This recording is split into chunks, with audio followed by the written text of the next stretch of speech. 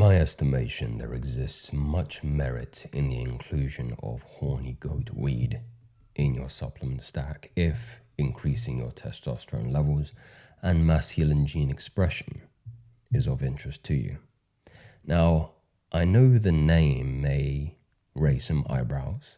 The interesting history behind the name is there were these goat herders. Let's see if I can get this on screen for you here.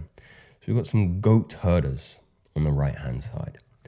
And they noticed when they were tending to their herd, when the goats were around particular plants and grazed on those plants, there was an increase in their libido and holistic overall sexual activity. Hence, the appropriate name, the accurate name, horny goat weed. In a more scientific vernacular, we can speak about epimedium.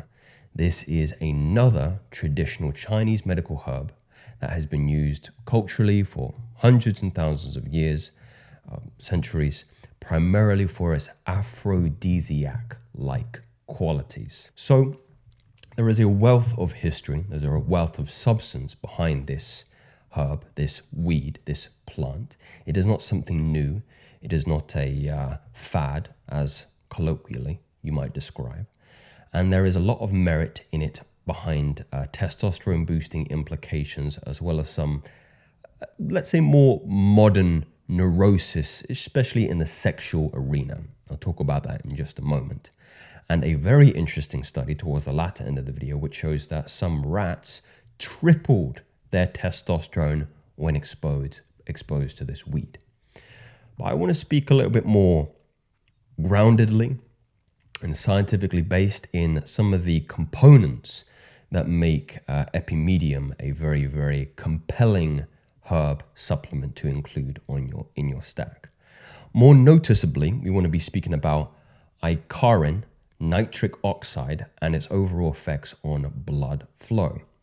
So epimedium has garnered attention as a consequence of its influence on nitric oxide. Tell me what you know about nitric oxide, or if not, I will tell you.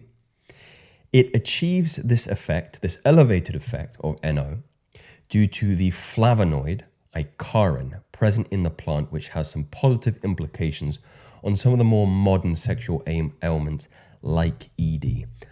I don't know what it is, but more recently, whenever I go on Reddit, and you know I like my Reddit, the anecdotal stories, and you kind of have your fingers on the pulse of anecdotes, stories, and how modern man is living, or overall the more neurotic modern man is living, granted.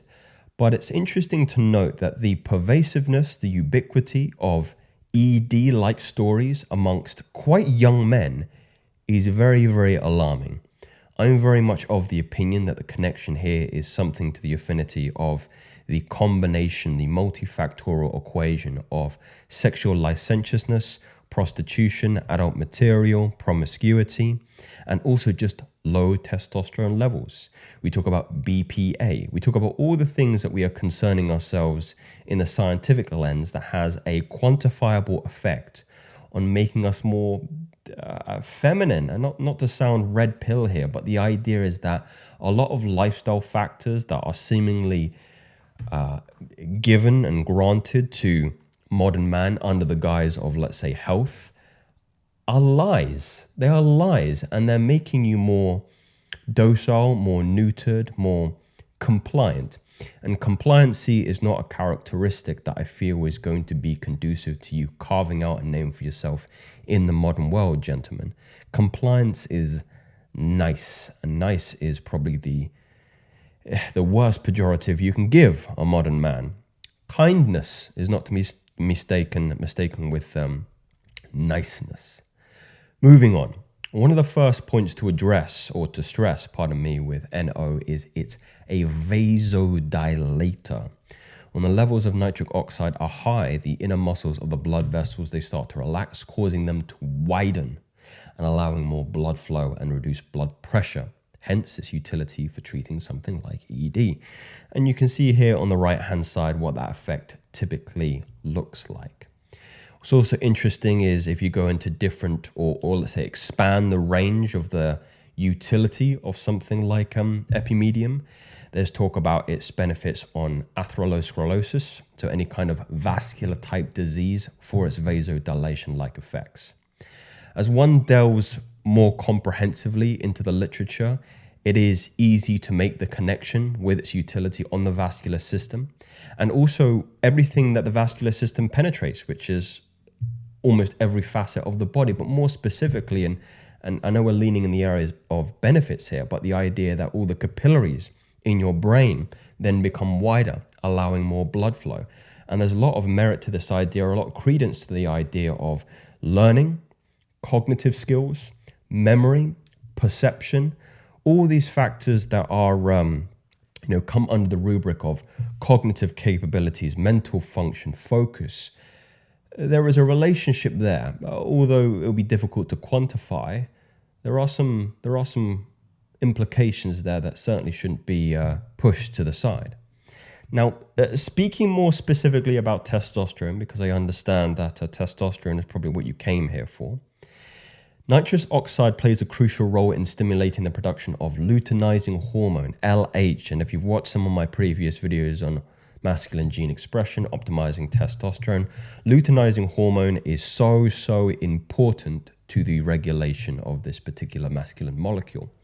Specifically in the pituitary gland, LH is this key hormone for signaling to the Leydig cells, which are in the testicles, to ramp up testosterone production. So naturally, as LH rises, testosterone rises, or you can say as nitric oxide rises, LH rises, Leydig cells activate, testosterone rises, and then you've got more masculine gene expression if your androgen receptors are sensitive towards the permeation of free base testosterone in your body.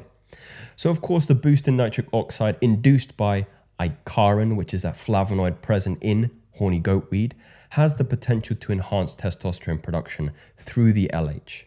There's also a relationship with Icariin and its inhibition of an enzyme called PDE5, which does break down CGPM up here.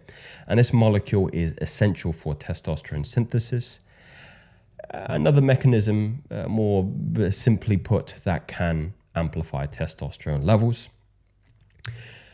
In this interesting study that I pulled off PubMed, testosterone's mimetic properties of Icariin, rats tripled their testosterone. So in some ways, is there a direct effect on testosterone? You can make an argument, but that isn't the case. But we're talking about the mechanisms involved that boost testosterone.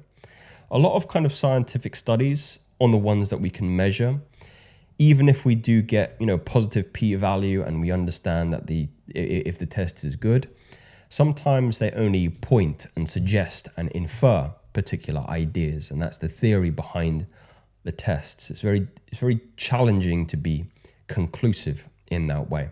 But most of the studies done are more specifically conducted on the active components found in horny goat weed, in this case, Icariin. So in this 2006 study, the study was conducted on castrated rats, actually, to measure the mimetic properties of Icariin. The researchers discovered that administering a 80 milligram per kilogram dose of Icariin to the rats tripled their testosterone levels without altering the LH, the luteinizing hormone, or FSH. So they noted that Icariin acts directly within the testes as a testosterone mimetic, bypassing the hypothalamus pituitary gonadal axis, typically influenced by other herbal testosterone boosters. So again, the study is suggesting that the mechanisms that are conducive to testosterone will have a net positive effect on that. Now, I will say for transparency that I actually haven't tried horny goat weed. I think the utility of this would be for individuals who have problems performing sexually, and also who have an interest in boosting testosterone levels, and also those individuals who maybe have concerns around their holistic health in the vascular system.